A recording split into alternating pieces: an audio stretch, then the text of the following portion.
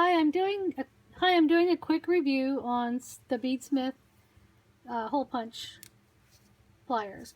These are a couple years old. I've used them for a long time. Just so you know, they do last if you work with them properly.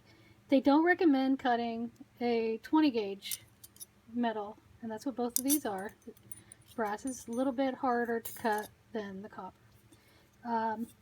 If I'm going to cut with 20 gauge, one way I would do it is I would attach it, and then I would squeeze gently, not so hard that you break the plier, and then twist back and forth. Eventually that'll pop through. But don't over push, just work it around. The other way you can do this, especially on the brass if it's a little bit harder, is you take a punch, and this is just a little pointed punch. You can get them at any hardware store, really very inexpensive. I also have some here, so if you'd like to buy one, they're only, I think, $3 or $4, so pretty cheap.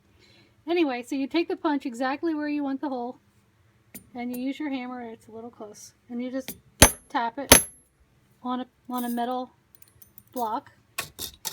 That puts a little divot. You can sort of see it in there, and then you take your, and I'm using the long nose here. So the long nose are a little harder to use on the thicker metal. Once you do the hole punch, or the hand punch, and then you twist, you can actually get through pretty quick on that. If you don't do the pre-punch, it's going to take you some while, and it's very possible you'll break your pliers with the brass.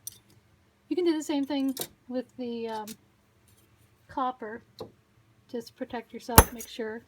The nice thing about that is you can actually put your a pen mark where you want your hole, and then punch it with the hammer punch just to make the divot, so you have an exact spot, and you can really see really well where you got it. So anyway, that comes right through. You just twist to get it off. The other option are the short handle. They're like the short necks, and they're a little bit shorter, you can see. And that doesn't put as much pressure on the outside edge of that cutter. And these cut quite a bit easier on a heavier metal.